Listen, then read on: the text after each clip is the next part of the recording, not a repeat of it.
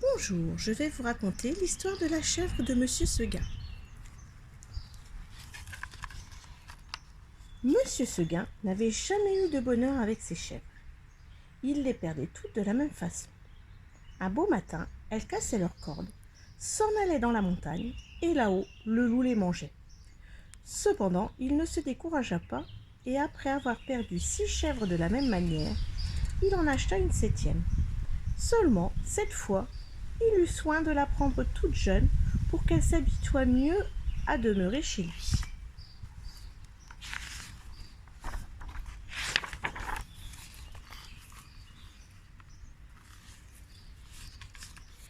Monsieur Seguin avait derrière sa maison un clos entouré d'aubépines. C'est là qu'il mit sa nouvelle pensionnaire. Il l'attacha à un pieu au plus bel endroit du pré, en ayant soin de lui laisser beaucoup de cordes, et de temps en temps il venait voir si elle était bien.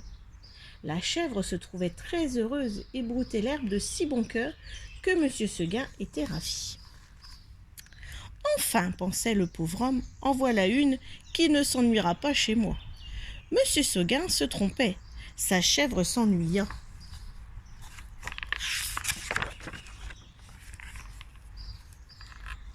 Un jour, elle se dit en regardant la montagne: « Comme on doit être bien là-haut! Quel plaisir de gambader dans la bruyère sans cette maudite longe qui vous écorche le cou! C'est bon pour l'âne ou pour le bœuf de brouter dans un clos. Les chèvres, il leur faut du large. » À partir de ce moment, l'herbe du clos lui parut fade. L'ennui lui vint. Elle maigrit. Son lait se fit ras. C'était pitié de la voir tirer tout le jour sur sa longe.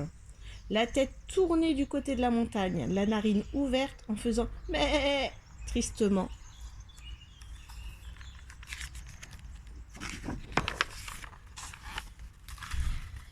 Monsieur Seguin s'apercevait bien que sa chèvre avait quelque chose, mais il ne savait pas ce que c'était.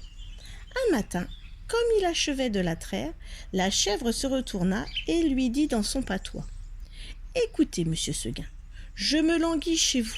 Laissez-moi aller dans la montagne. »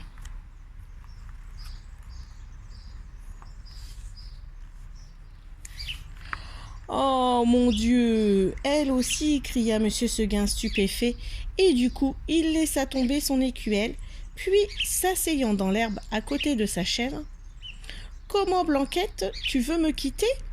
Et Blanquette répondit: « Oui, monsieur Seguin. Est-ce que l'herbe te manque ici ? » ?»« Oh non, monsieur Seguin. Tu es peut-être attaché de trop court. Veux-tu que j'allonge la corde ? » ?»« Ce n'est pas la peine, monsieur Seguin. Alors, qu'est-ce qu'il te faut ? Qu'est-ce que tu veux ? Je veux aller dans la montagne, monsieur Seguin. »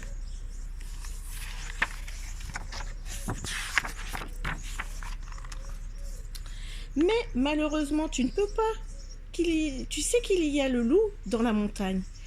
Que ferais-tu quand il viendra ? » ?»« Je lui donnerai des coups de corne, monsieur Seguin. Le loup se moque bien de tes cornes. Il m'a mangé des biques autrement encornées que toi. Tu sais bien la pauvre vieille Renaude qui était ici l'an dernier, une maîtresse chèvre, forte et méchante comme un bouc. Elle s'est battue avec le loup toute la nuit, puis le matin, le loup l'a mangée. Pécaïr, pauvre Renaude, ça ne fait rien, monsieur Seguin. Laissez-moi aller dans la montagne. »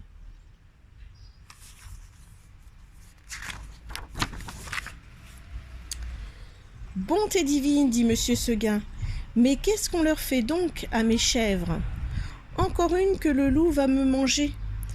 Eh bien non, je te sauverai malgré toi, coquine. Et de peur que tu ne rompes ta corde, je vais t'enfermer dans l'étable, et tu y resteras toujours. » Là-dessus, monsieur Seguin emporta la chèvre dans une étable toute noire, dont il ferma la porte à double tour.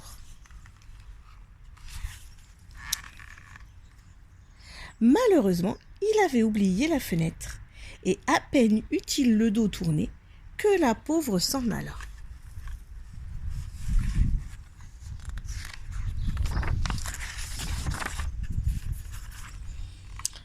Quand la chèvre blanche arriva dans la montagne, ce fut un ravissement général. Jamais les vieux sapins n'avaient rien vu d'aussi joli. On l'a reçue comme une petite reine. Les châtaigniers se baissaient jusqu'à terre pour la caresser du bout de leurs branches. Les genêts d'or s'ouvraient sur son passage et sentaient bon tant qu'ils pouvaient. Toute la montagne lui fut faite. C'est là qu'il y en avait de l'herbe. Et quelle herbe savoureuse, fine, dentelée, faite de 1000 plantes.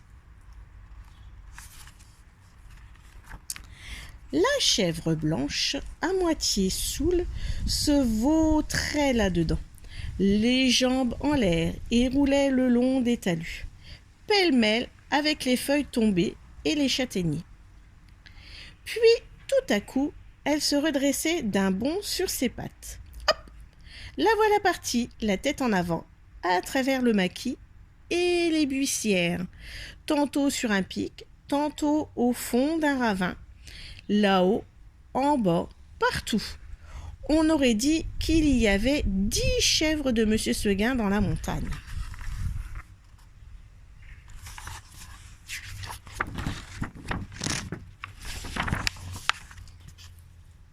Une fois s'avançant au bord d'un plateau, une fleur de cytis aux dents, elle aperçut en bas, tout en bas dans la plaine, la maison de Monsieur Seguin avec le clos derrière. Cela la fit rire aux larmes. « Que c'est petit, dit-elle, comment ai-je pu tenir là-dedans ?»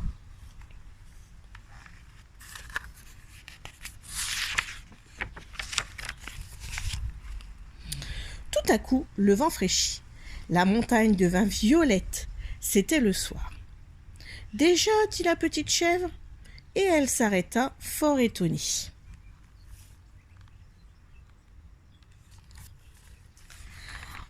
En bas, les champs étaient noyés de brume. Le clos de Monsieur Seguin disparaissait dans le brouillard.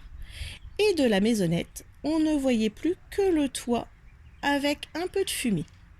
Elle écouta les clochettes d'un troupeau qu'on ramenait et se sentit l'âme toute triste.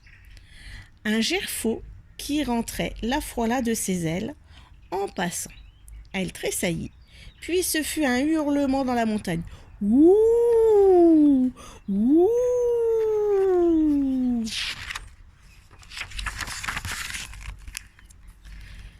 Au même moment, une trompe sonna bien loin dans la vallée. C'était ce bon Monsieur Seguin qui tentait un dernier effort. « Ouh! Ouh !» faisait le loup. « Reviens, reviens !» criait la trompe. Blanquette eut envie de revenir, mais en se rappelant le pieu, la corde, la haie du clou, elle pensa que maintenant, elle ne pouvait plus se faire à cette vie et qu'il valait mieux rester. La trompe ne sonnait plus. La chèvre entendit derrière elle un bruit de feuilles. Elle se retourna et vit dans l'ombre 2 oreilles courtes, toutes droites, avec 2 yeux qui reluisaient. Oh, c'était le loup.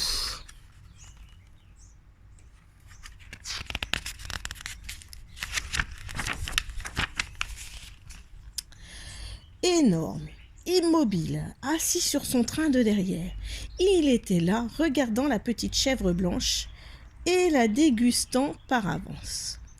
Comme il savait bien qu'il la mangerait, le loup ne se pressait pas. Seulement, quand elle se retourna, il se mit à rire méchamment. La petite chèvre de Monsieur Seguin. Et il passa sa grosse langue rouge sur ses babines d'amadou.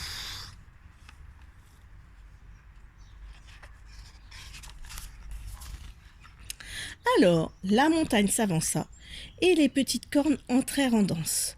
Cela dura toute la nuit. De temps en temps, la chèvre de Monsieur Seguin regardait les étoiles dans le ciel clair et elle se disait « Oh, pourvu que je tienne jusqu'à l'aube !»